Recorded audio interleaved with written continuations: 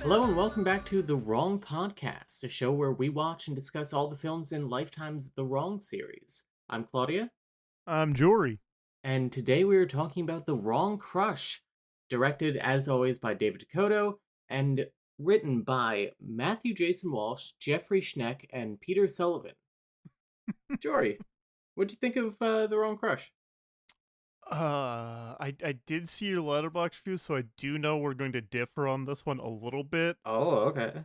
But I did enjoy this one. I think the most so far. But I do know that this one has the most elements of like bad movie enjoyment that I was getting out of it. There's some other stuff where we'll get into it where I do think that like you need to change some stuff, like specifically, and we'll get it out of the way right away. Change the fucking awful mom in this movie. Yeah, And, what the fuck? and you like change around to certain things in like direction. Like you could keep a lot of the script, and I think you could make like a solid low budget movie out of this. Yeah, like this would make a decent drama. Yeah. Um, I I don't know about this one. It's it's like I thought it was a better movie in quality than Yes. The Wrong Child, It has but so much better production than the last three. Also. yeah, yeah. Like I only noticed one one or two like weird little sound things, which I'm not normally a person in movies who picks up this stuff, probably because most movies are just edited better than these. Yeah. Uh but this time I heard the sound like warble a couple of times, Oh. and there were a couple of like small editing things where she's on the phone with her boyfriend and a sentence like kind of stutters between shots because they didn't line it up quite right. But yeah, the awful mom really like dragged this shit down for me. The boyfriend sucks ass too. Yeah. Like it so I just want to know like is it the script? Is it the directing? Is it the actress? Like I mean, I guess in theory it's like all three, but I have no idea where like the root problem of this character is. I do think it's a bit of the script. One of the notes I wrote down when when the mom and the daughter were arguing was, and it was like right around it was when she got back with from the thing that like uh, I can understand when people are dealing with trauma and things how they deal with it differently. But if I Mhm. was an 18 year old boy and found out the reason why my girlfriend was kept wanting to go to the same spot, I think at 17, 18 years old, I would be like, I don't know if I might need to take a break from you for a little bit because of Oof. how wild that was to me. But I think the biggest issue with this is having them be high schoolers and also having her addiction problems be alcohol makes the movie feel Yeah. more awkward. And I know people of all ages can suffer from alcoholism. I've witnessed it. I've also seen like people struggling with substance abuse and stuff of all sorts of kinds. It's a problem back where I grew up, and people in my life, and especially growing up in low income areas, is kind of things you see. And it's while these are similar things that happen to especially teenagers and young adults dealing with substance abuse, it just the disconnect and the distrust feels off when she's still in high school. Like, I think a lot of this stuff would work better if she was college age and everything, just because that's when, like, some of the options that are available for, like, that parents will turn to in these situations become less easy to go through because it's easy to just tell your kid to like send your kid off somewhere when they're like 16. When they're 18 they have a little bit more agency and can just like run away from those things a lot easier than like teenagers Mhm. can. And I think it just like made it awkward that they had to make him be young for, I think, just for the shock of one of the twists.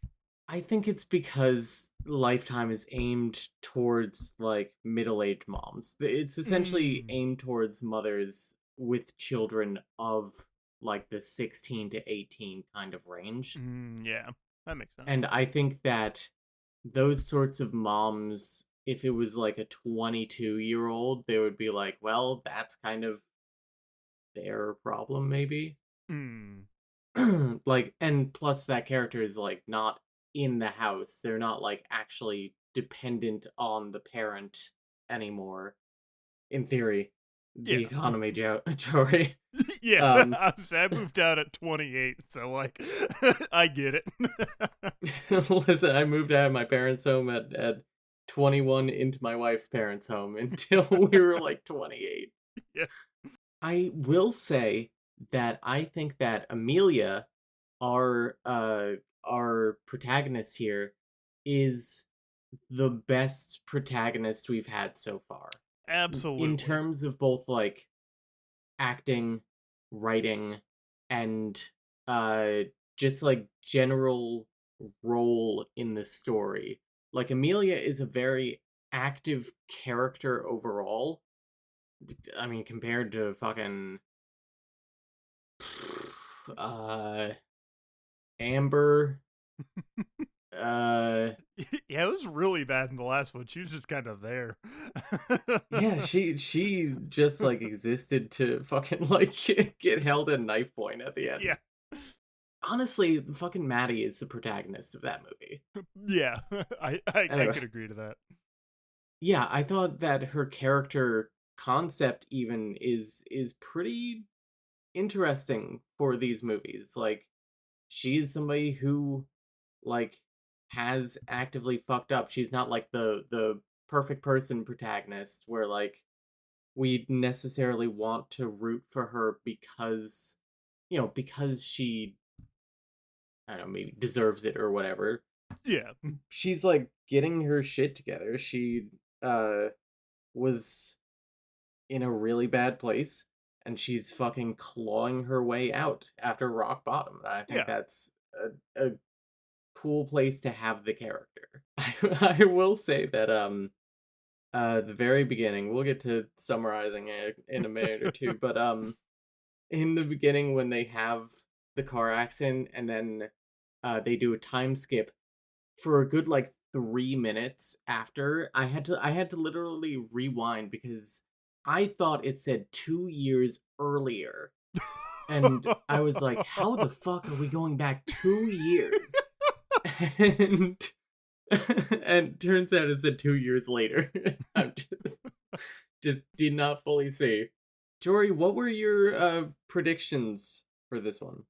Okay, so I did have the first thing I just wrote down because I was like, think about it, because I haven't thought too hard about the names. Because after I wrote this down, I was like, also, how do you have like a wrong child and stuff?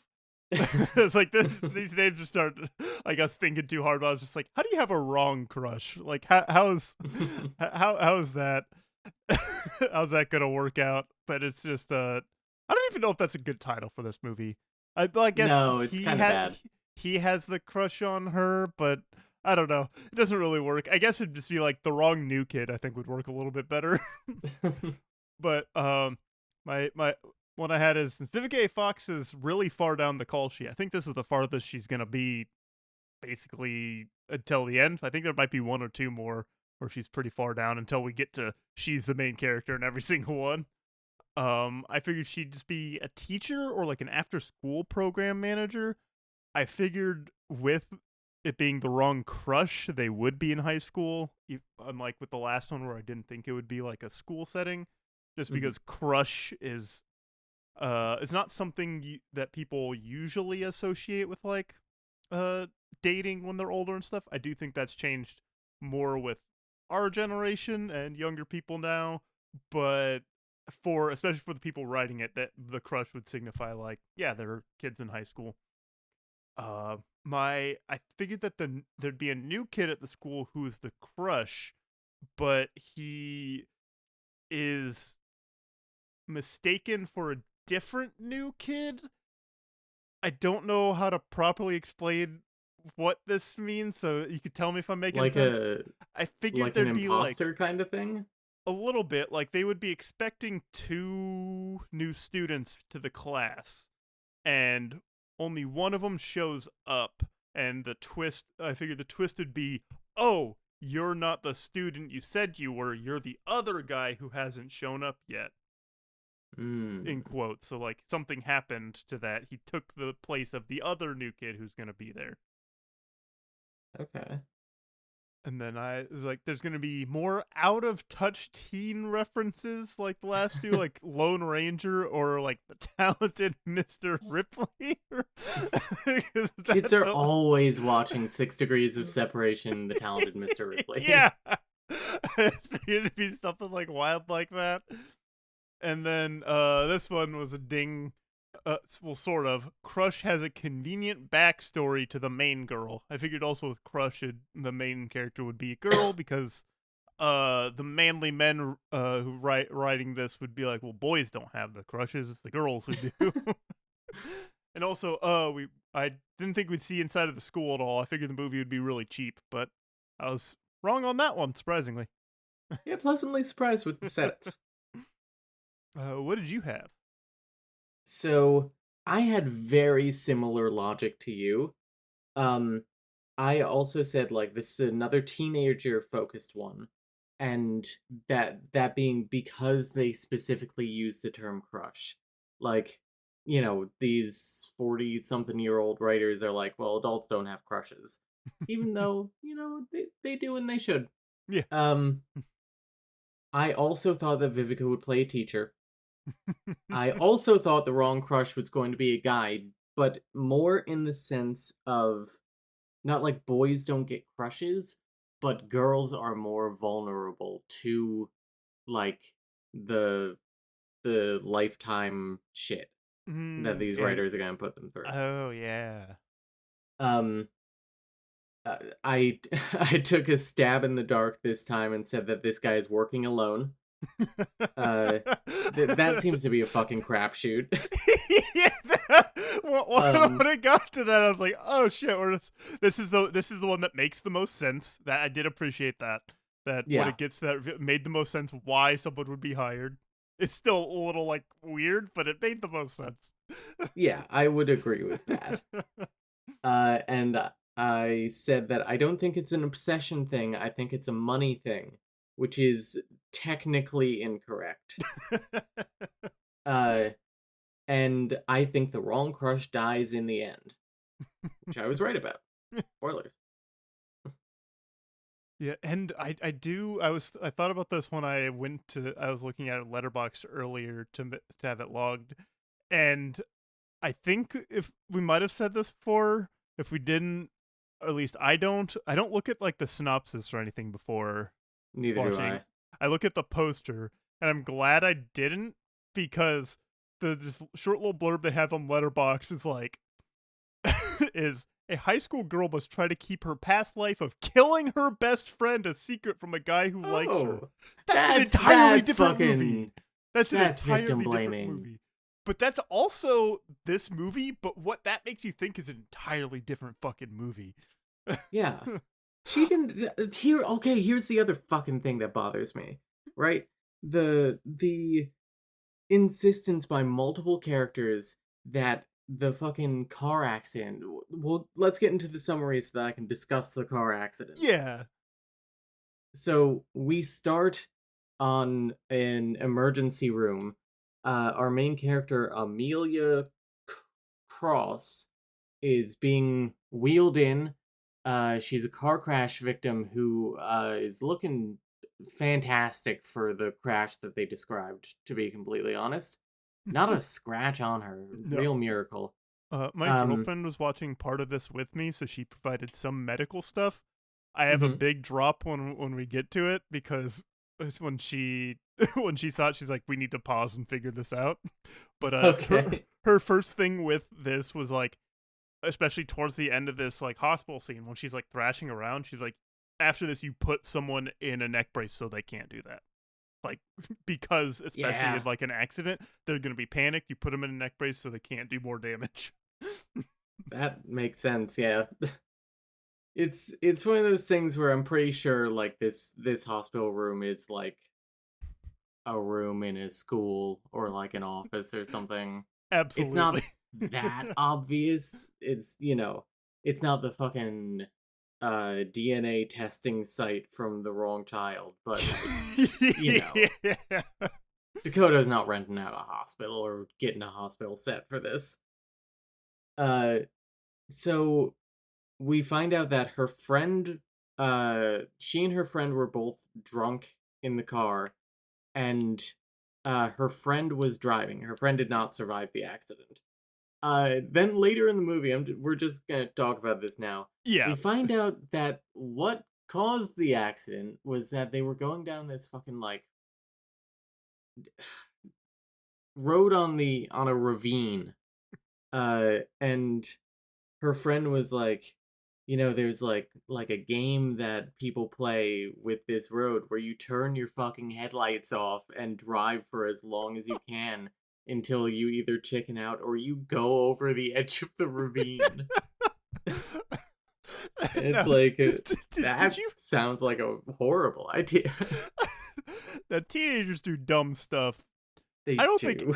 anything in my area, especially being a semi-rural red state, had people drinking and being this stupid.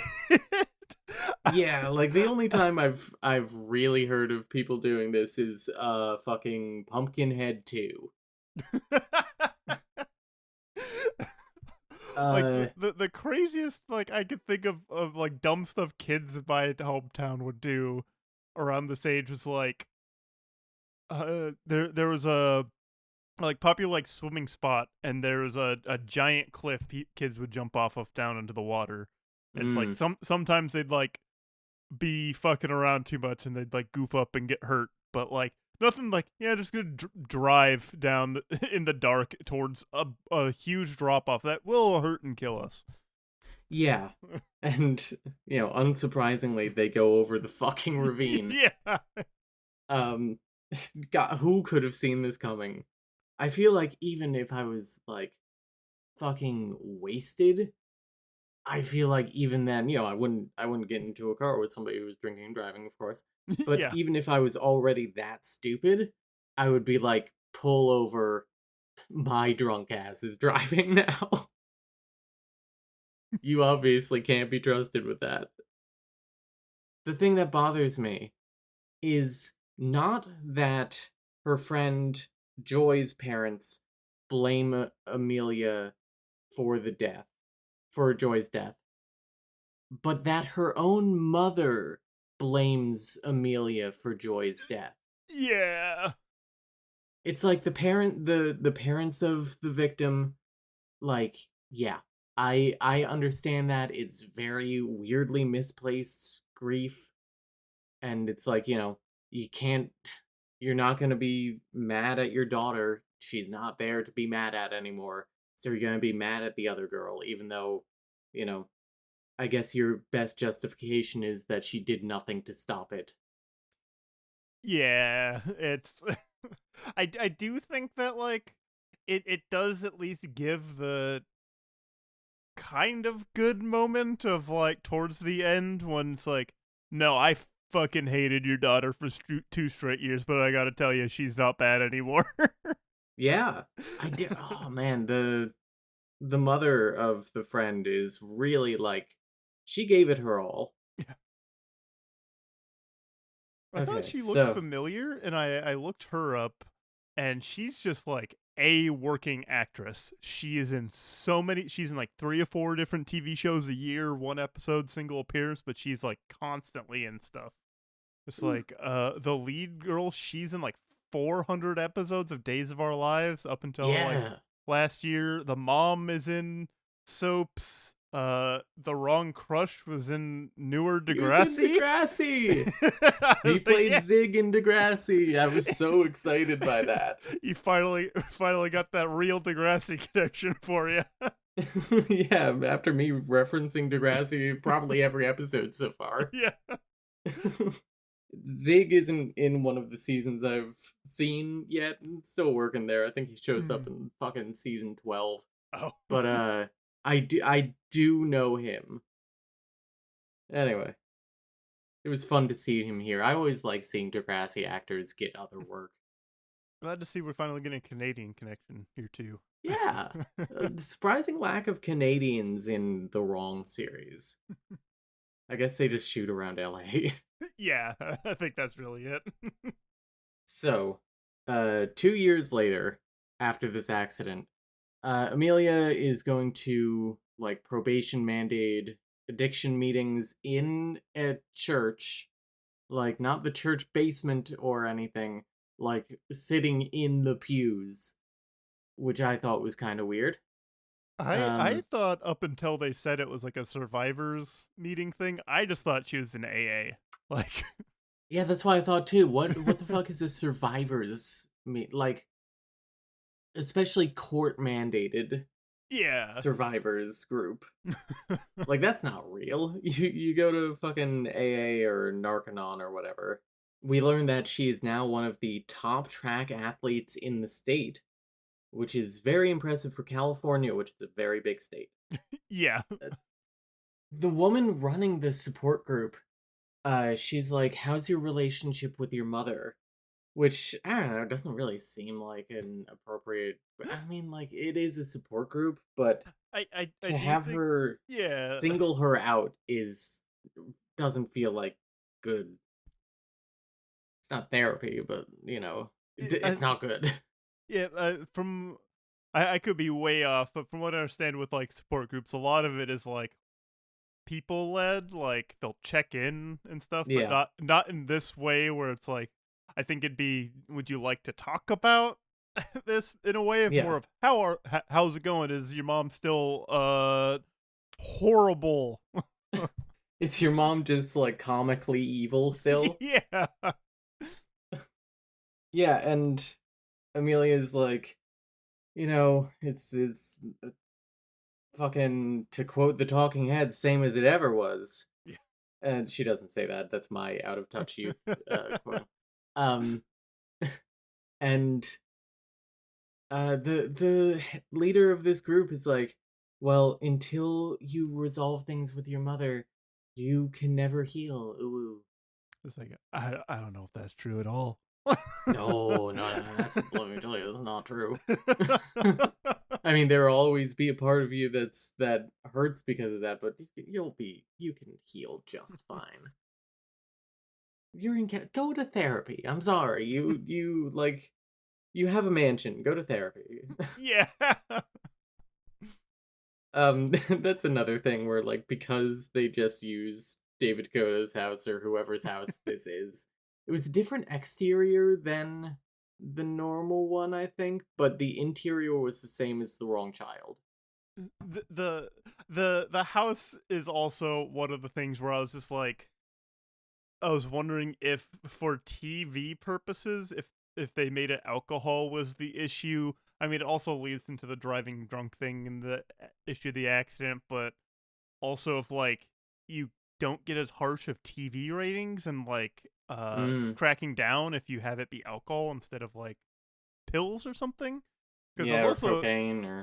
talking about this with my girlfriend. I was thinking like in both of our experiences with teenagers that we know dealing with these stuff is especially if they're have like I don't know money, it's pills usually or something, not Mhm. alcohol. But it just felt like this just disconnect from us because with that. Yeah, yeah. Oh yeah, but the thing about the mansion that I was gonna say is that her mother is, as we soon find out, uh, like a nurse at a retirement home. That's what I assume she is. I don't think she's like a CNA. I think she's like a an NA RNA. My wife would know, but they're asleep. I should have asked my girlfriend what her position was because when she was in nursing school, she worked at like a retirement home and stuff. My wife currently works at one. Oh, Um, and she apparently like works doubles all the time, which that retirement facility must pay fucking great compared to Yeah, what my partner's pays. yeah, We can't afford a mansion. I know. Retirement homes don't pay like super great, and No, I also, unless I missed it, I know these movies do usually have these things. Did they say anything about Dad? Is I Dad in the don't think picture? Period. so. I don't even think there was like a hand wave. Yeah, he's not there. So I assume he's not involved because I think it would have come up if he was involved, but they didn't even be like Dad left, Dad died, Dad Yeah, that's what I'm gonna headcanon as. Dad died when she was like 12, 13, and that's what led to it.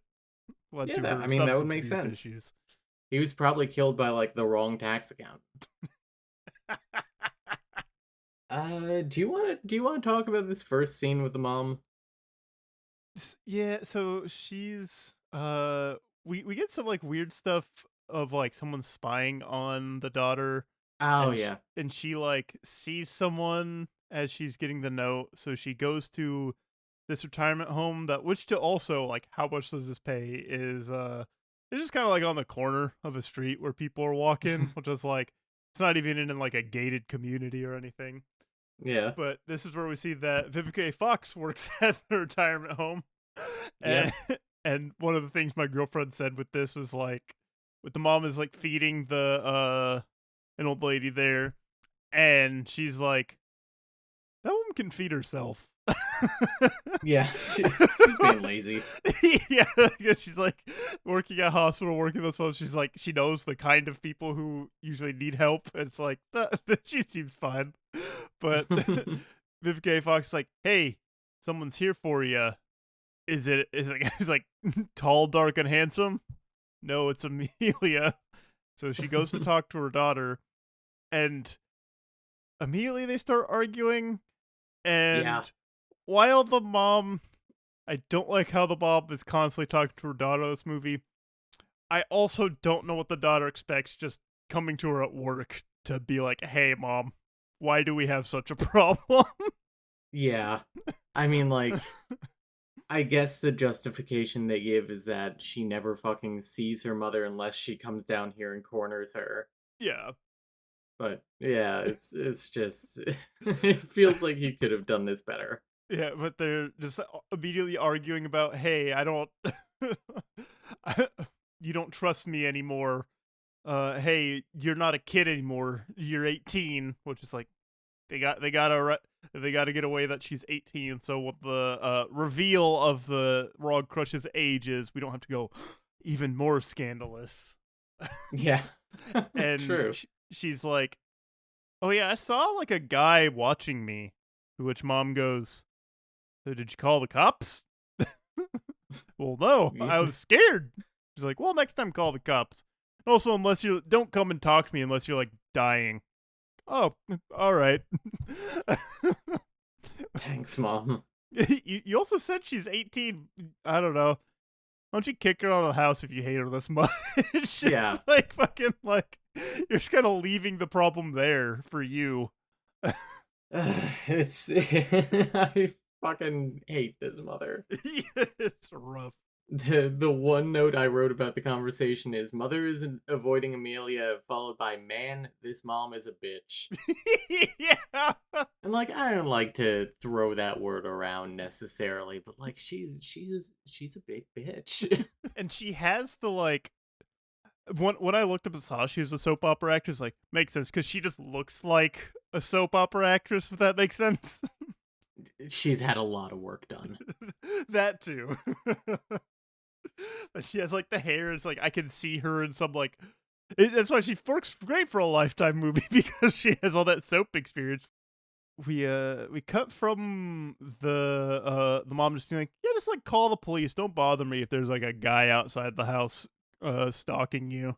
And we cut to school where Mila's talking to her friend, and just like mid conversation, just like there's like a weird guy outside my house, And she's like, "Was it your neighbor who mows his lawn at night?" Like, I don't think that's that weird. I don't know. They're in California. It gets hot. Yeah. Unless it's like 2 a.m., in which case, like, come Yeah. on, people are trying to sleep, man.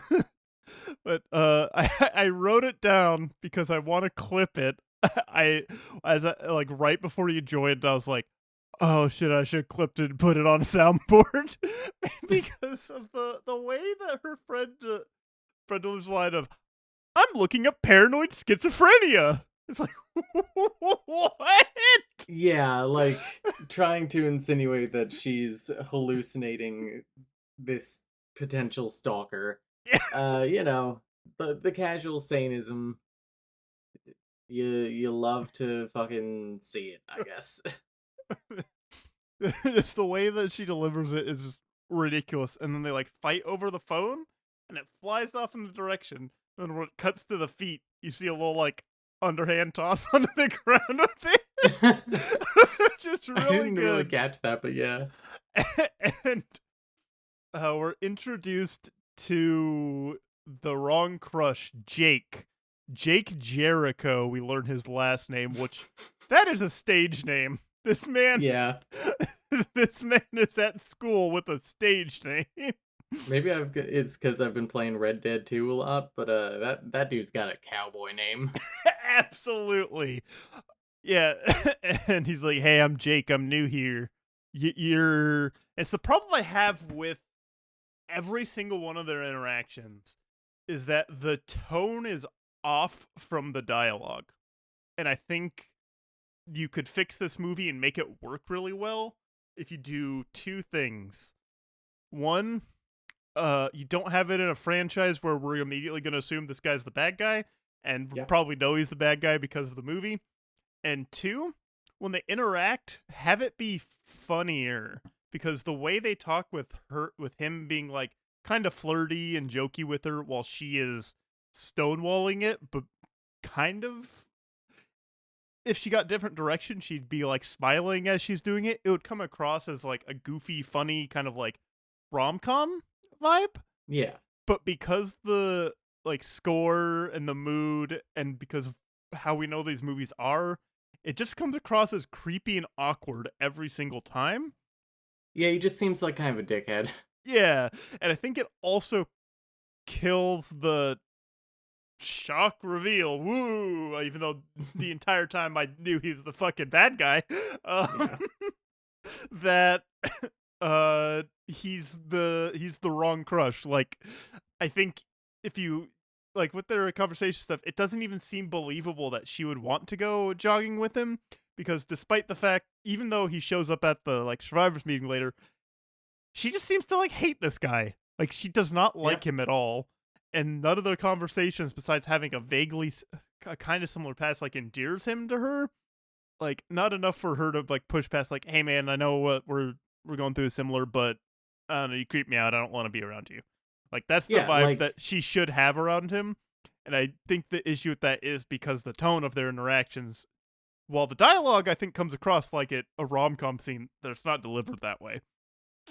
yeah, like, I get why the main girl liked fucking Alan Cypher and The Wrong Roommate.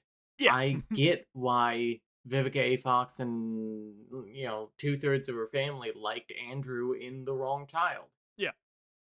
This one, I'm like, that's just a guy who goes to your school, allegedly. Yeah.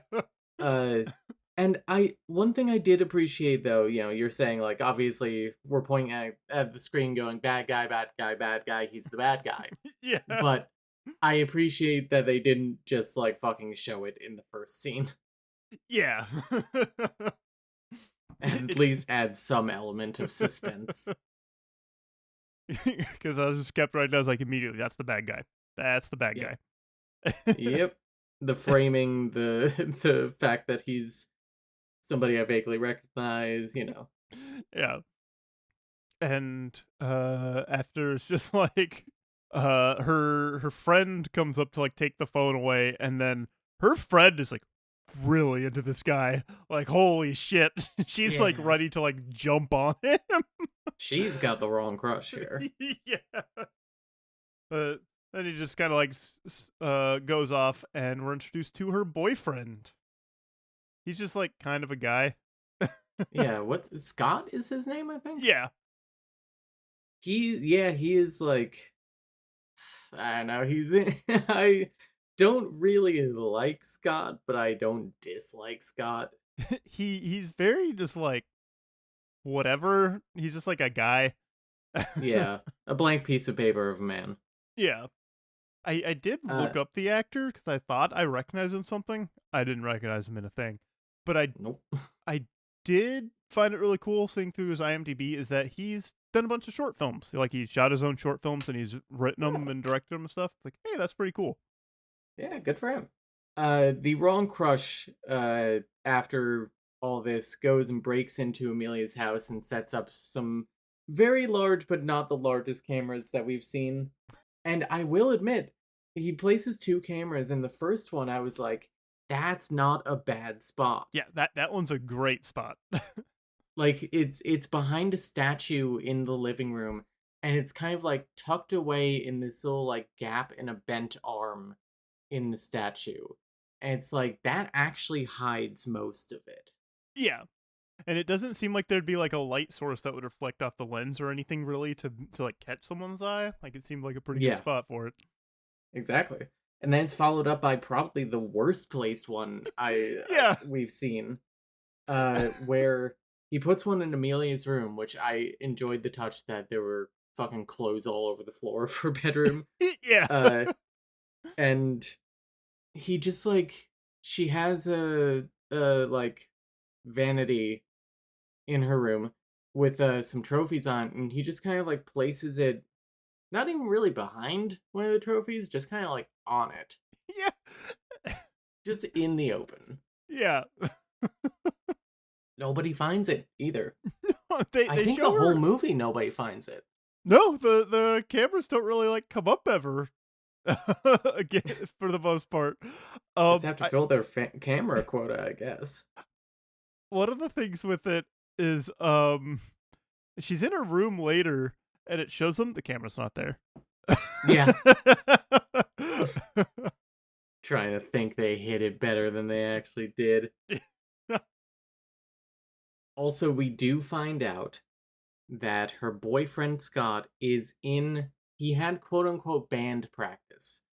And my immediate thought was not at like, 2 in the afternoon here that he was at his garage band's practice. I was like, "Oh, this dude plays the trombone." That's what That I wrote down because it's like band practice because this never comes up again.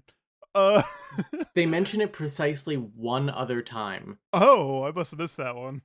Yeah, where Amelia is like mentions how he has a band, Okay. which surprised me. I kind of, I just assumed that motherfucker was playing the trombone. Yeah, But because I wrote down like band practice is it like symphonic band. Is he in a punk band? yeah, he plays guitar, I guess. I think that was what was said. Anyway, that never comes up again, but I wanted to mention it because he has big trombone energy. There's a scene also. I think it's before that where she runs into Jake in a class, and the conversation is Mm, her conversations with him in school also don't work because the way it goes makes it sound like they're in college because he says like he uses the class to meet people now yeah. or later because it's later one another one is intro to jazz literature. They're seniors and this doesn't seem like an arts high school. Like you don't I don't know if like just a I don't know, they're in California. There could be whatever going on in Holly weird over there. But uh those things just make it sound like it's college. And I know high schools in some areas are different. I went to high school at a semi-rural area where high school is probably the same as it was 30 years before I was there. But Mhm. the way he describes it makes it also doesn't help hide the like reveal that we have for him. But it's just like Yeah. you use the class to meet people. You're in high school. Yeah, like, what, is he sneaking into this class? Don't you have somewhere to be? Mister, I need to see a hall pass. And it's not like it's a vocational class. It's not like he's taking a karate class to like find kids his age Yeah, in the area, because talking at school is awkward. Kids don't want to do stuff, but if you find someone at something they want to do, it'll be easier to be friends. But he's just doing it in yeah. class. Sure. Like, if you were in a soccer clinic, you could probably find some good friends there. Absolutely. That one made way more sense. This conversation with him in the library was I didn't even take notes for it. It's just like awkward and weird and not really endearing. She doesn't like his ass. Yeah, I was like, it should be funny. Like, it comes across like a scene where he's trying really hard and she's stonewalling him, and we're laughing both at his like stupid attempts to like get her attention, and we're laughing at her just being like, "No, fuck off, I have a boyfriend." And Yeah, at some point, like it should be like it's a wearing down over time where she learns, she finds like a gem inside, like opens up to him in a way, or like she's like, oh no, he's like not as bad of a guy as he comes across. But no, it's just he just kind of sucks with the way they've like toned it. yep, yeah, 100%. Then we get the scene where Amelia tells Scott for the first time about her accident 2 years ago. And Scott mentions like whenever you're depressed, you want to come to this spot in the ravine. I figured that you were upset today because you asked to come here. And she's like, "Yeah, this is where me and my friend drove off a cliff." To put it quite bluntly. And her boyfriend like turns on her in a way of like I mean I guess he is a 17-year-old boy, but like and I'm not trying not to say take everything that characters say as necessarily law, Yeah, but she mentions a couple of times that she and this guy are very serious. Um, which one very serious, but you have not mentioned this like huge thing to him. I guess maybe I'm just like kind of a trauma dumping partner, but like it feels like something you tell someone yeah. at At some some point, point eventually, before yeah. now. I do. If you're getting to this, I apologize. But later, when she's talking to Almas, like they've been together like a month. Did they say a month? That's what it Oh my sounded god. like. At some point, she Okay, said like a month, which is why, like, for me, especially with that, I was like, I could be eased into the like, oh, that really sucks about like, I can sympathize with hearing about like what happened to you and everything, and I also don't think he helps when he's like, yeah, when you're distant, I just think you might have been like cheating on me or something. yeah, why the fuck did he say that? Because he's 17, but like, Yeah. But it's also, if like in the same day I got the like, yeah, this all happened to me. And this is the spot where it happened. I'd be like, I don't know what to do. Could I like go home and relax a little bit? I'm very sorry. yeah, I also, okay, if it was like a month, then yeah, Yeah. I also maybe would be like that when I was an alleged teenage boy. Yeah. But that makes more sense than in my mind it was like a year. I think it's pretty. It seems pretty recent. I could be wrong, but I feel like the only time frame I heard was like a month. Eh, that sounds right then. At one point, she's asking him for his support, and she's like, "We're dating," and he says, "Are we?" Yeah. Like, why do we have to hear that the relationship is shaky? I guess like it's weird because like Lifetime wants to do all this edgy stuff, but they also don't want to make their characters like too unlikable. Yeah. Where like you don't want her to like be tempted to cheat on her boyfriend, I guess. Unless he's like a bad guy. Then she has a fight with her mom that did you write down any particular notes? I just wrote fight with mom. Yeah, because oh yeah, before they go to the spot is when she's watched by the parents of her friend, Oh yes, I forgot to mention that. and like they get into argument, like they have a restraining order, and we get the mom just like screaming at her of like, "You're getting to do all the things that she doesn't get to do anymore. Like you're living the life that she should have, and she's taking out the frustration because she blames her for the accident." And then like after it, she's like, her boyfriend's like, "Hey, what the fuck was that?" And she's like, Yeah. "It's people my mom knows, it's nothing big, okay? Don't worry about it." Yeah. I think the only time that somebody like blames her for the accident that felt like a good rationalization was here when Joy's mom says you let her kill herself. Yeah.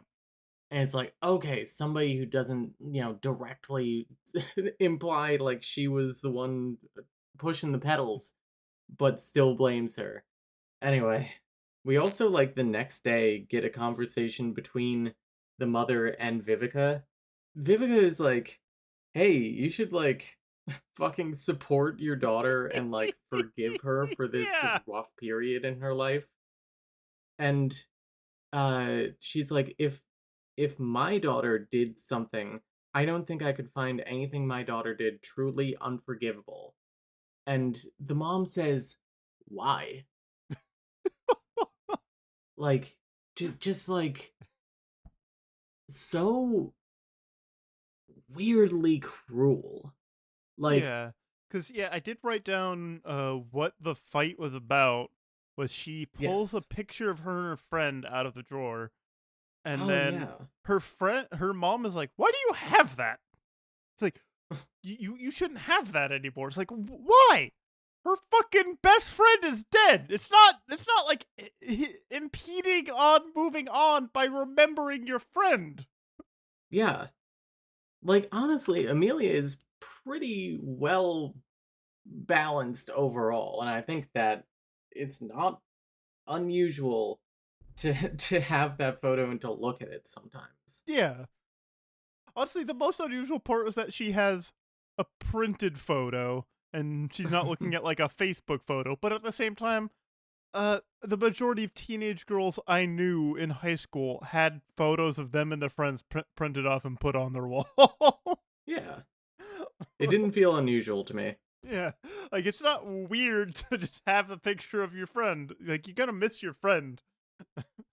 There was there wasn't even like an implication that it's like one or the others who got each other into this bad behavior. It's just like they're friends and they were doing something dumb. Yeah. Oh, also in the conversation with Vivica, the mother is like I don't need to keep up with her. If there is an emergency, she has a phone and I have a tracking app that tracks an app on her phone. Like she doesn't need me. She's 18. Which god, my brother in Christ, you had the baby. Yeah. It's like what why if you're like done with her, why are you also like keeping tabs on her? I mean, and I know this is a whole can of worms of of how this mom sucks and how those relationships are, but it's like I don't know. If you really don't care, fucking delete that tracking app. Yeah. But but I did call it here that the fact that they mentioned the tracking app, and because it's Lifetime specifically, I was like, the tracking app is gonna come back. And because it's like the perfect small bit of white suburban mom fear mongering, where it's like, Absolutely. you better have a tracking app on your kid's phone. She might get fucking kidnapped. And also, if you use that to control her, that's the cost of doing business. Yeah, I've I've seen this firsthand. My mom has gotten on me about not signing up for her like I don't know which like family tracking one she has for her Mm, and my sister, but it's like I know she likes being able to track what's going on with my sister just in case, which I understand that, especially with my sister's like preteen age, whatever. But Mhm.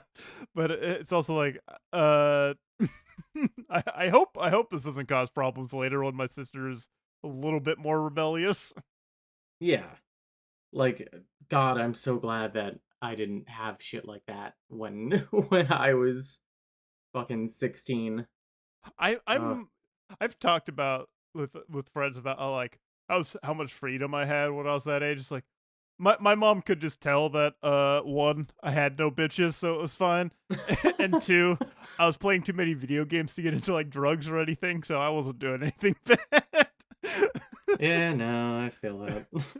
But after their her conversation back at work, the mom and Viv Fox, we cut to another meeting at the survivors meeting where Jake shows up and Yes.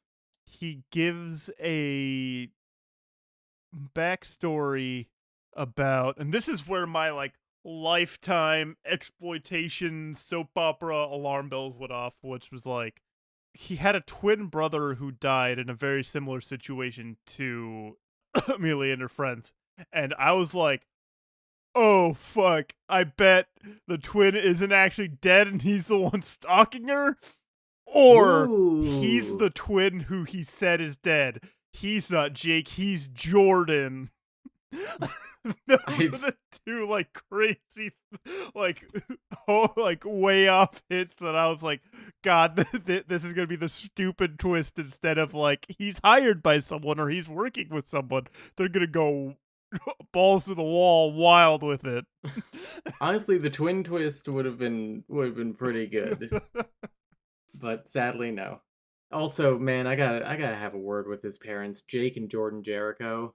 You can't Yeah, you can't do that to a child, to two children. I feel like especially if you have I don't know twins, don't name them so similarly. Yeah, It's like I can understand the reason why you'd want to. It's fun, it's cute, whatever. But that just caused so much confusion. But yeah, it's like his twin brother died while it was something similar. He went through similar substance abuse. This is what was going on. My bells were going off like, oh fuck, something's going on. He knows this about her. He moved like we learned that he like his parents are military, so they're bouncing all over the place. his family moves around a lot. Yeah, his family moves around a lot. It was either military school, like he'd get kicked out of military school because of stuff. So it was either like, I think later they mention that his parents are at Fort Meade, and it was either private school there, like there, or public school here, and he'd rather be here. And I looked up where Fort Meade is. It's in Maryland. To which I wrote down, what's this guy's obsession with having people move across the country? Uh, because in the first one it was Yeah. Poughkeepsie. In The Wrong Child, it was like he was in Florida. Um, there wasn't really. Oh yeah, and the last one too was like they moved across the country. I guess it's like a quick thing to settle like the dread of like they don't know anyone. They don't have like a support system here. Yeah. This is like the only endearing scene we get between the two, really, Yeah, no, I did like this conversation between them. I thought it was pretty good. because they have a like actual like bonding and like they're bonding over the similar situations they've gone through, and it makes sense how they're like nice here, but then none of the following scenes with them match this energy. Like she doesn't lighten Yeah. up on him later, and then this is right after is when they just flat out show that he's the bad guy. Like before, it's like you can probably guess he's the only guy with dark hair we've seen. His face has been obscured. But then we just see him drop some pills in her boyfriend's locker. Yeah. Yeah. We do find out because the cops, I guess he tipped off the cops afterwards. He allegedly put steroid pills in her boyfriend's locker, which I looked it up because I was like, there's no way fucking anabolic steroids come in pill form. They can. Oh, Yeah, learn something new every day. this is when my girlfriend had me pause it because because there's enough of a shot when you see it on the desk, Mm-hmm. you can see the pill.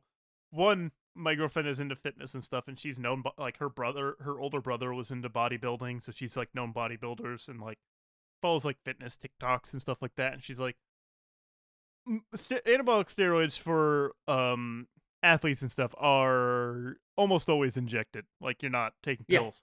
Two, you look up the pill, it's fucking amoxicillin. Yep. I also paused the movie, went to pill identifier because they give you like a really clear shot. Yeah. And yeah. Yeah, Moxis, you gotta put that kid away. You can't be dealing that. And then and then I was like, oh, maybe they should have take like arrest this kid. He's handing out drugs that could kill me. And she's like, "Are you allergic to amoxicillin?" I was like, "Yeah, and penicillin." And she's like, "I need to write that down. I need to know that just in case." So you, listener, if you're ever in a situation where you're making my medical decision for me, don't let me Yeah, I'm have locking that one penicillin in or too. amoxicillin. I think somebody else on the call last night that I was watching this with also said that they were allergic to amoxicillin. So Moonshot, the amoxicillin allergy network. But yeah, they're just immediately just like, I kind of understand the like, yeah, we have to suspend you while we're investigating this stuff, but like just the sheer like, we definitely know this was you, so fuck you, kid. It just Yeah. felt weird. Yeah, it just like I don't know. The obvious response when you're like caught with that regardless is like that's not mine. But still like I don't know, he just kind of doesn't seem like the type.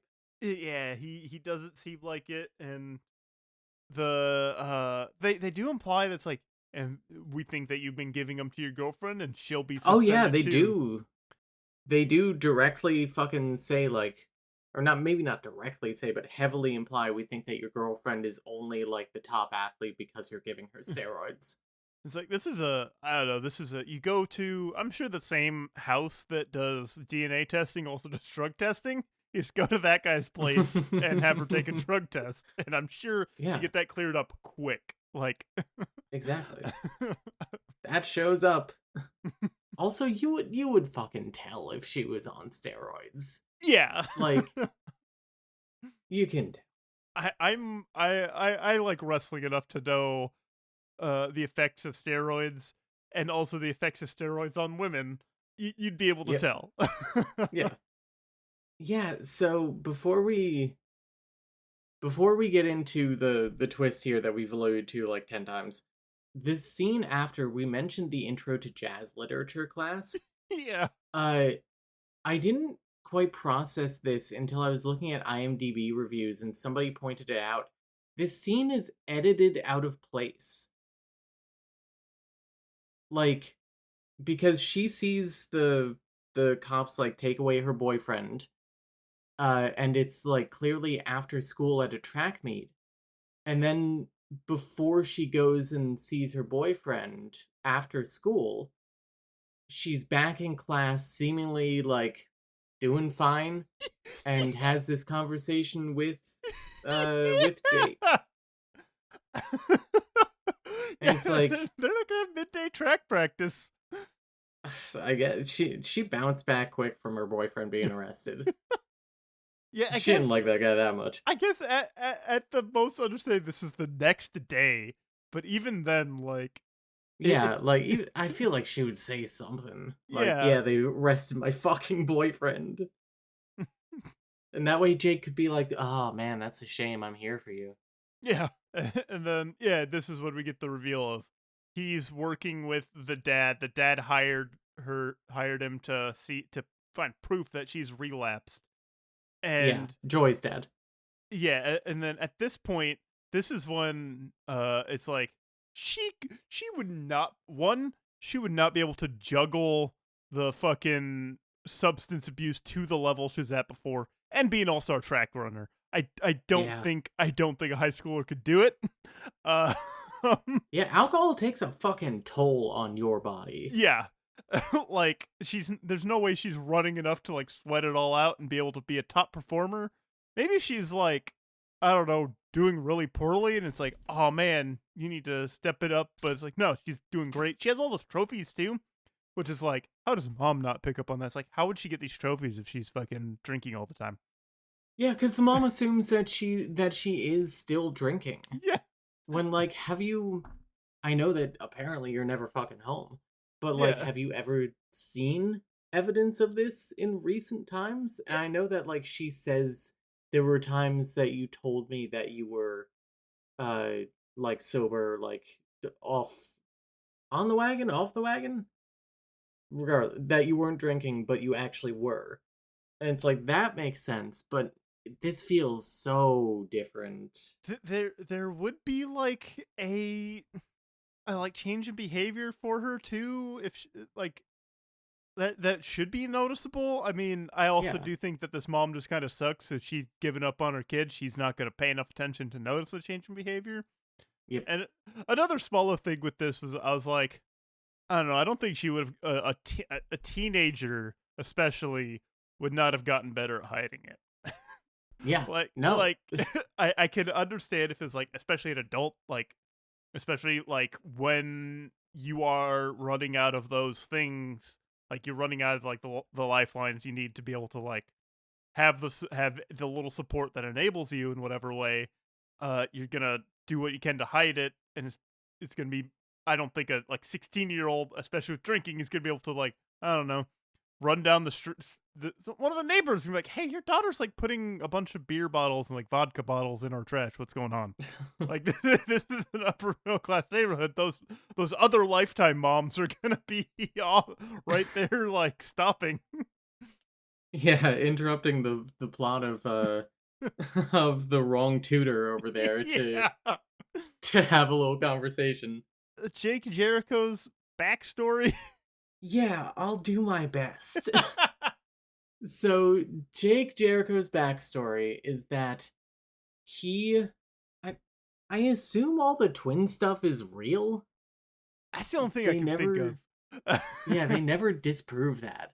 His parents like sent him off to military school and then he got kicked out of military school. And I think he's just been kind of bumming around since then. They did, and this was the last note I took because they say it later, but just the phrasing is weird. Is yeah, he got kicked out of military school for putting a bunch of students in the hospital Oh permanently, yeah. and it's like, Wait, permanently. what does that mean? Did they die? I think like you still leave the hospital when you Yeah, die. exactly. Like it's like, what does that mean? I mean, my only assumption there is that he fucking stabbed them to death. If it's put them in the hospital permanently, Yeah, but yeah. Anyway, so he fucking may or may not have killed several students at his school, not in jail, but he is actually like 22, and the yeah, dad like he either like pulled some strings or they're just kind of hoping that nobody in the school administration checks out his actual record.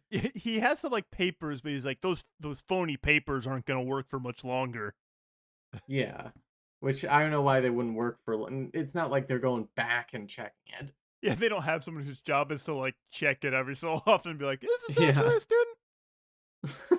I mean maybe they should in Lifetime universe.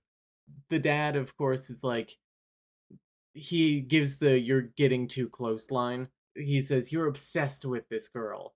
And Jake says, "We both are," which I thought was actually a good line. That's a really good line.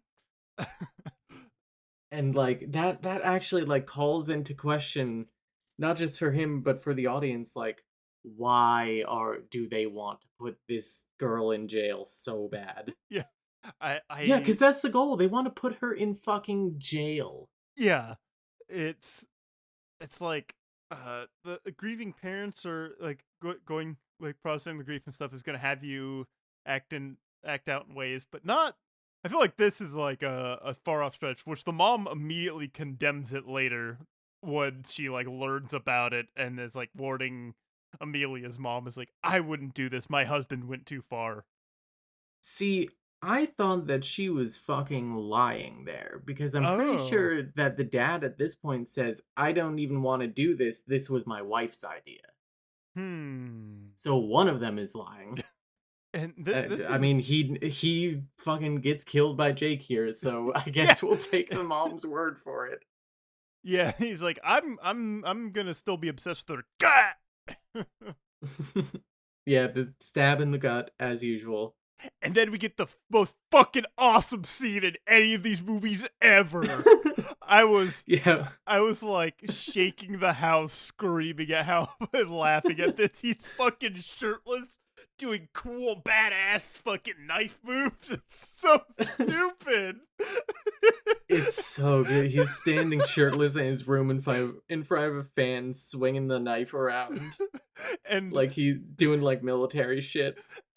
and not in like a body shaming way or anything, but it also is amplified because I'm used to seeing these movies in like 80s like action movie where they're glistening and they're super ripped, and he's just like a guy doing it. So It was it's so realistic. yeah. It's so funny. And then he walks after once he's done, he walks over to a mirror where I'm 90% sure they have digitally overlaid images to look like he's printed off images of her. Oh. I I see, I didn't catch that. I don't think those are printed off. I think those are digitally overlaid. Like That's I wild. will.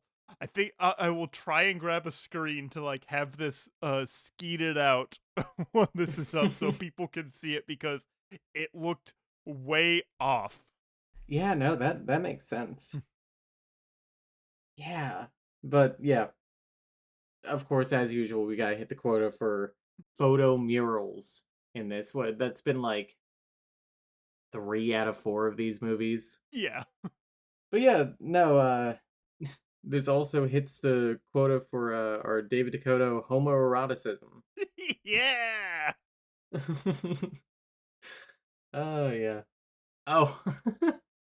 Okay, so or my note here reminded me of when the boyfriend's band comes back because Joy's mom goes to warn Amelia's mom about Jake. She's like, I've made a really big mistake. We hired this guy to try and spy on your daughter, so we can, it's no big deal. We were just gonna like put her in jail or whatever. Yeah. Which, honestly, I'm sure that Amelia's mom there is like, maybe I should be calling the cops on you. Which, Yeah. like, yeah, you should. She's breaking your restraining order right now. But Yeah. as somebody who is like not directly been a victim of stalking, but has tangentially been one, you gotta call the cops. Yeah. You should have called the cops the first time that they were like at fucking screaming at Amelia in person. Yeah, Anyway, honestly, Amelia should have like seen them up there instead of going over to confront them. Should have like told her coach. She should have told the yeah, school what was going on, and then called the cops also to like let them know, hey, they broke the restraining order. yep. They said like they were convinced that she must have relapsed at some point and was drinking and doing drugs again, especially because she has a boyfriend who's in a band. He's around a lot of users, which like is he if he's in like a garage band, that is he's doing like Christian rock. Yeah, I was gonna say he does not That's look the like energy he gives. the guy who's playing shows where people are doing any sort of substance except the Lord. They have the Lord in them. Yeah, they're high on Jesus. They're playing his band is the I'm gonna say it now, the band that played over the credits, that's a fucking that has to be like Christian rock music. It Oh my sounded just god, like it. yeah. That's gotta be his band, I'm gonna call it. I like it. The boyfriend gets bailed out of prison, and Amelia has a conversation with him and is like, by the way, I'm going running with Jake Jericho tomorrow morning. And the boyfriend's like, I would rather you didn't. Yeah. Which, on one hand reasonable, on the other hand, I know, you don't fucking control her. Yeah. Oh, but before the jog, we get another mom fight. Because the cops called Amelia's mom to discuss Amelia's boyfriend being thrown in jail for possession and dealing. It's just like she's just the fucking it's like maybe not exactly a retread of the same conversation, but it really feels like it, and she just continues to be the worst. It's Yeah. she escalates it, if anything, here. Like when she's like saying like I think it's where she's like mentions that she's like that's what I lost, like my daughter wasn't there anymore, and the way she puts it doesn't sound like she is longing for that daughter back, Yeah. which is how it should come across. Yeah. Instead, it's like she says almost literally, like, I've given up on you forever. Yeah. She says, I can't help you this time. And I'm honestly wondering if she ever helped her at all. Yeah, I was just say like if you were they also have they drop the detail that at some point Amelia threw a bottle at her head and fucking like tore her mom's face open with it. And it's like, Yeah. holy fucking shit, that's rough, yeah. That is Uh rough. but that you seem to be able to work through that. But now when your daughter's doing well, you're just like, no. Like Yeah. it seems like you want to give up more than anything. And, like, I would get it if she, like, admitted on some level that she, like, just doesn't care anymore. Yeah. But, like, she acts as though she's doing the right thing. And I don't know, there's just something about it that just pisses me off every time she speaks about Amelia. It's awful. Just fucking leave your daughter alone. We have the fucking jog that she goes on with Jake, and Jake fucking surprise surprise tries to kiss her on this jog. Uh really misread the room there, Jake. Yeah, absolutely. She is the only time she's been nice to you really is when you're talking about stuff related to the survivors group. Every other time she's like, you just kind of suck, leave me alone. Yeah. I man, if you had like if you had waited like one more week, you might have been able to get in there when she inevitably breaks up with Scott. Yeah. But, teenage boys. Well, no, actually 20 something boys. Yeah. I take it back. And Jake goes into Lifetime the wrong if I can't have you, no one can plot. Yeah. And he drives over to Scott's house, knocks on the door, and tasers him in the neck for like a long time. Oh yeah. For just like a shockingly long time. Shockingly long time. And then kidnaps him. He calls up Amelia and he's like, "Hey, Amelia, I have your boyfriend in the car. You're going to. Does he want money or does he just want her to come up?" He wants her to go there because he's just like, yeah, meet me there, and is like, hey, don't go cops, whatever. And then also once she gets there, he's like, oh, I didn't say he's going free, and also me and you, we're gonna be going. It's just gonna be us. Like no Yeah, money. He just wants her, which I wish we just got a little more to like understand why he's obsessed with her. I know it's because he's the bad guy yeah, and he's a unstable weirdo because he like hurt people at school and stuff. yeah. Like the most understandable obsession so far is still the wrong student Yeah, who has like a very comprehensive reason to be obsessed with the soccer guy. like But even if we went off of like his like if the story he gave was true, it's not like they've really gotten along besides at that meeting. Like if she was if she yeah, was nice to him and her boyfriend was like a bully or something, that would be more that would be like I can understand the like connection, like why he's obsessed with her. yeah, like a But nice guy kind of thing. yeah, but this is just a I don't know. He was paid to stalk her, and then in the process of stalking, he's like, you know what? I think I'm doing this for. I'm not just doing this for a job. I'm doing this for the love of the game. Can we talk about the brief scene that they definitely didn't need to have but I really liked where Jake has like a tire blowout or something while he's got Scott in the car and he's like going to fix it and this jogger comes up and he's like, "Hey buddy, can I help you with the car?" And Scott's like, "Oh, no, no, no," and like looks around and starts to like pull out his knife from behind his back when the guy's girlfriend runs up and is like, "Hey, what's going on?" And like the tension there was actually like really good. Yeah. It's something that works for this because it's like, oh, is he gonna get caught? Yeah, or is he just killing two more people? Is he gonna kill two more people? And I like the like uh thing of this guy, he just can't help himself. Any opportunity he has to help someone. And he's like Jake is sitting there with like the giant ass combat knife that I guess he got from military school that he's I been using guess. Is it the same behind his knife from the back. wrong child, do you think? It's gotta be.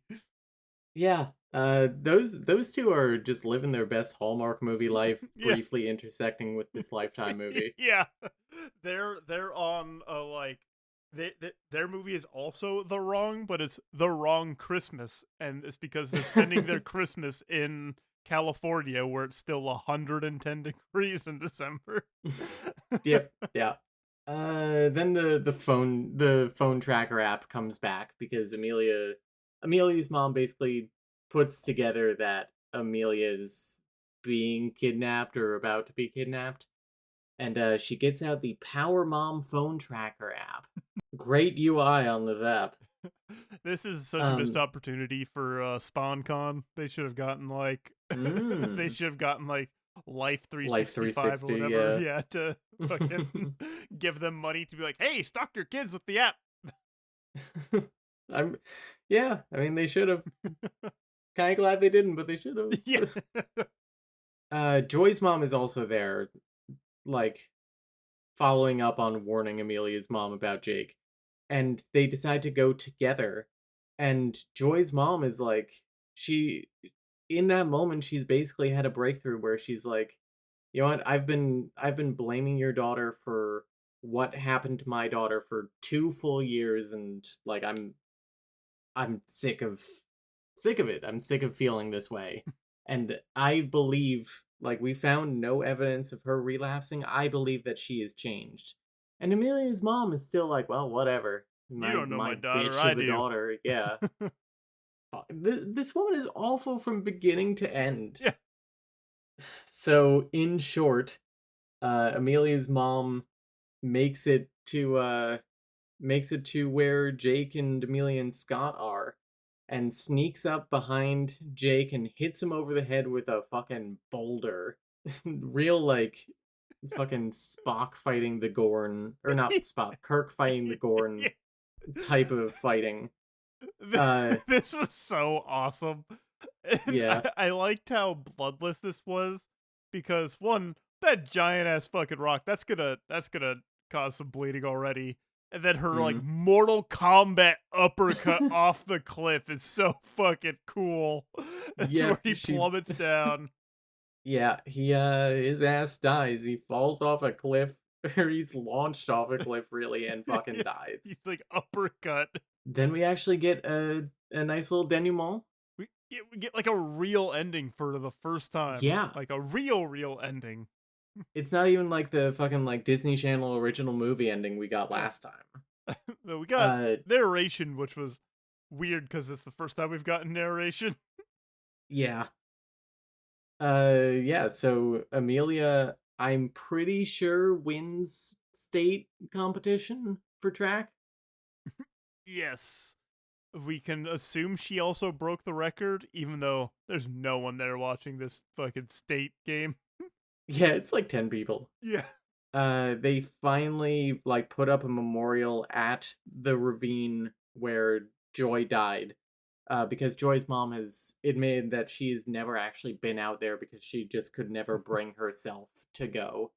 And they set up a memorial there, and I would like to point out that one of the stuffed animals they put down there is definitely a Webkins. My girlfriend said the same thing.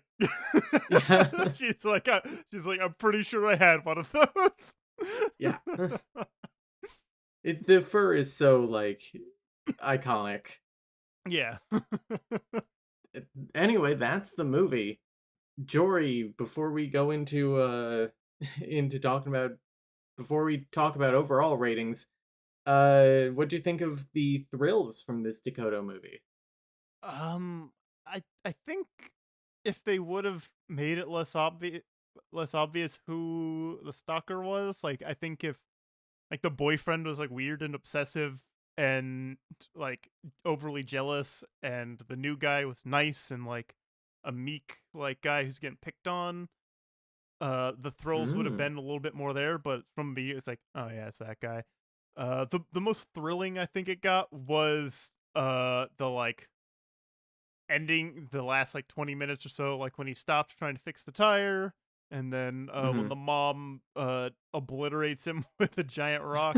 I think that's about the thrill as thrilling as it got.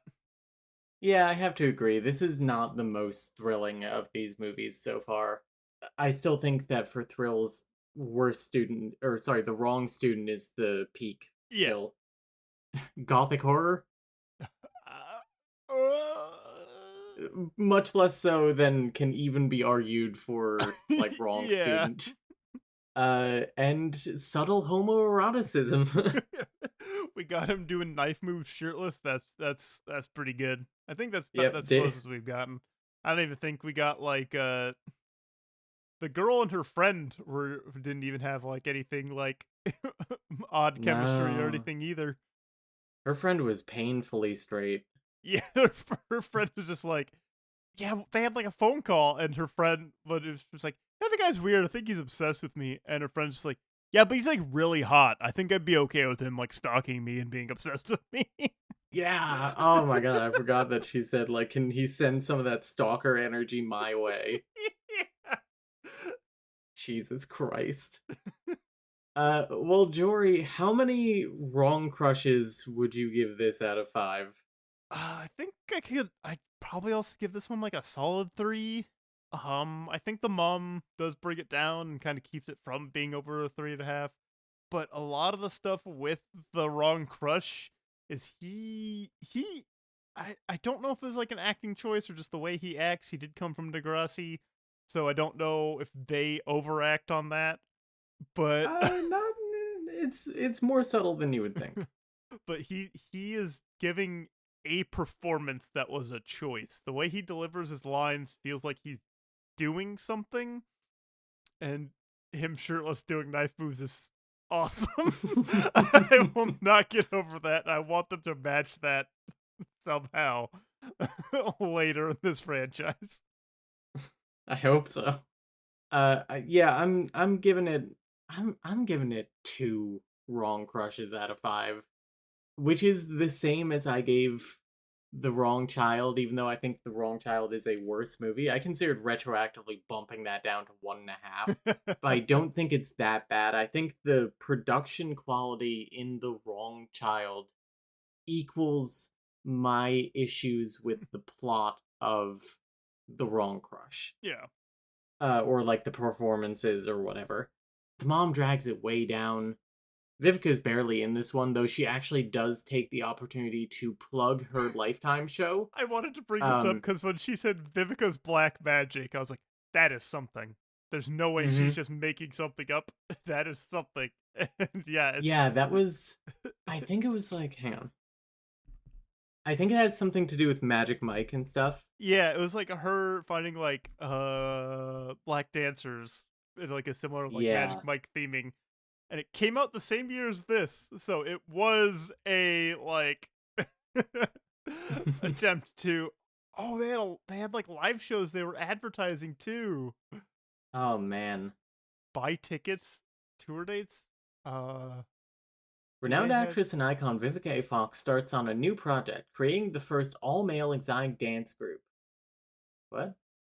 they have a show That's tomorrow. not. They have an ongoing show. It's still going today. Andrew, No Andrew, fucking way. can we get flights to Vegas? Andrew. Andrew, please. That's. Oh man. Yeah, this is. Oh yeah, this is. It's just like a Magic Mike show, but it's all black men. That's cool. That she's like, Yeah. hey, no, we don't. We should just have the white guys do it. We need like that's cool for her to do. Yeah. Honestly. And good for her for fucking plugging it. Yeah. Like, whatever. I do think it's interesting that Vivica A. Fox exists within the universe of the wrong movies. Yeah. it kind of lends more credence to what I was saying last episode, where one character seems like the same character that Vivica played in the first movie, but played by a different actress. Yeah. Anyway. I do think that they should get meta with one of them and have it be like Wes Craven's New Nightmare, Mm. where Kind of where know that. the plot of that one is Heather Langenkamp, who is Nancy in Nightmare on Elm Street, is like she plays Mhm. herself, and who was in Nightmare on Elm Street, and she like talks to Wes Craven in the movie, and they're just like they're shooting a new Nightmare on Elm Street movie in the movie, and it's a whole meta thing of like the like power of belief is and like fear and stuff of this is bringing him into the real world, like him being such Mm. a like pop culture figure is making him real. And it's like Vivica Fox should be in a like a the wrong movie where Oh man, where she is David, thrown. you gotta do it. That'll be it. We'll pitch that after the wrong podcaster. Yeah. But she's where she is as herself and with her knowledge of these movies is in one of the movies, even though she thought she was in the production of a different one. Yeah. Yeah, that makes sense. So, what are your final thoughts on the wrong crush? Going into this, I wasn't expecting the production values, which makes me hopeful for the future that we're going to get more like better looking movies, and like they're gonna when they have like the wrong crews, we get like more sets and stuff. And that Mhm. means these movies were hitting with the lifetime audience. So Yeah. after the first three, they were able to.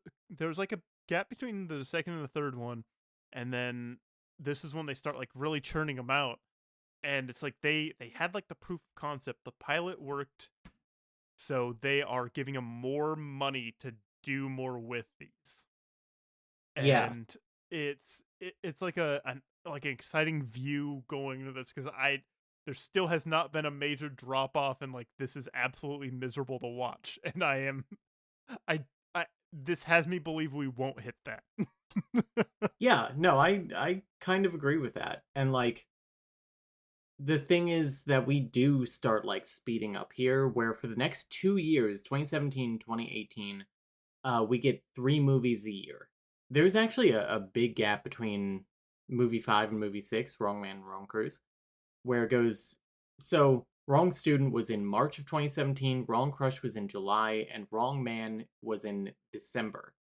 And then we wait until July again for The Wrong Cruise, September for The Wrong Friend, and December for The Wrong Teacher. So they kind of have a rhythm with that. And then we start into a second era, which is like we're releasing them one a week for a month. Because movies 9, 10, 11, and 12 are all released in the same month, and 13 is like a week and a half after that, maybe 2 weeks. Things pick the fuck up from here. It's I wonder if like I want to see if I can dig and find some like recordings of those where they're all in July, because it's like did Mm. did around this time did Lifetime be like, we have a new The Wrong movie every week for the month of July? Like did they have it be like a big thing? Yeah, I would love to see one of these with commercials. These must do well. I mean, they made 27 of them Yeah. so far. And it's like I wonder how you like measure the success. Now I'm wondering how you measure the success of like a TV movie. Yeah, I mean that's all Lifetime does, really. I don't think they make many like TV shows besides Vivica's Black Magic. Oh wait, but what about Keeping Up with the Joneses? Is that not actually Lifetime? It's a mini series. Oh, okay. Well, la di da. Yeah, next time we're gonna be talking about The Wrong Man. I'm excited. Also, the title of this one feels like it should have been like the first or second one and not the fifth one, Yeah. personally. They like held off. They're like we know how this audience feels about strange men. So we got some ideas. Yeah. But until then, Jory, where can people find you online? You can find me pretty much anywhere under No I'm Jory, Jory.zone on Blue Sky. You can see posts that I make or pictures of my dog if I decide to post a picture of my dog. I got movie reviews on Letterboxd. I try to review almost everything that I watch just as a note to myself. I found it helps me remember stuff more.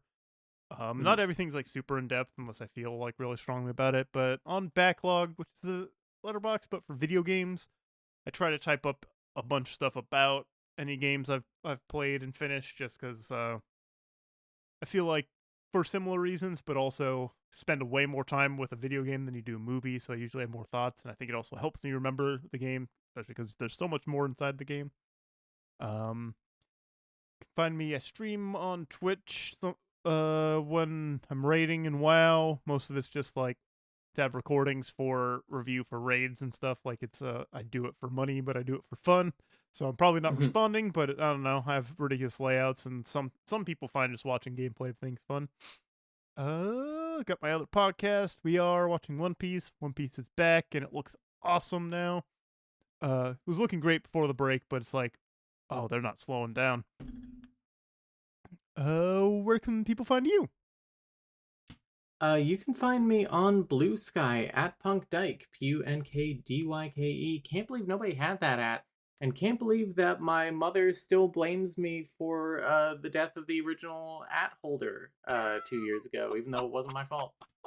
And I'm also online with the rest of my system at We Are Alexandra, WeareAlexandra, on basically every platform. If you want to hear about my plural stuff. We also stream on Twitch under that name. Susan's playing Red Dead still right now, and I don't know, by the time these come out, she's still probably going to be playing Red Dead. That's a 60-hour game? I got 100 hours into that game. Oh my god. I did everything, though. Okay, fair. Yeah, and you can find the show on Blue Sky. Wrongpodcast.bsky.social. But yeah, until next time, unless we want to mention anything about Moonshot specifically.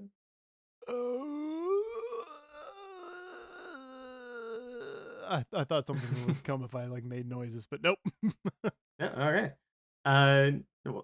Well, until next time, I guess you just listened to the wrong podcast.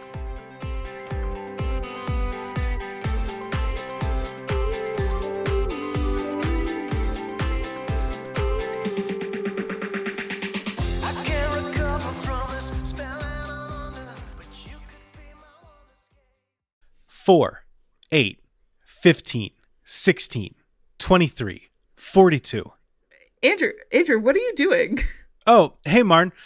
So I'm playing through an alternate reality game, and there's a number station puzzle that we just can't solve. Uh-huh. Yeah, so I tried everything else, and I figured that the best way to solve it would be to get into its head and think like a number station. I've been saying numbers into microphones for hours. Okay, well, I think I have a better idea. What's that?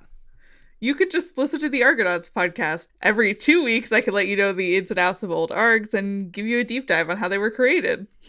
Do you think we could have a nuanced discussion about game-making philosophy and how cultures around games have changed as well? Yeah, and you can definitely continue to fail to solve old ARGs along the way. Well, it sure would be cool if that was a podcast you could find among with a bunch of other great shows over on the Moonshot Network. You know, it sure would. Well, cool. Thanks for the invite. Anyways, I'm going to get back to this, though. 23. 19. Okay.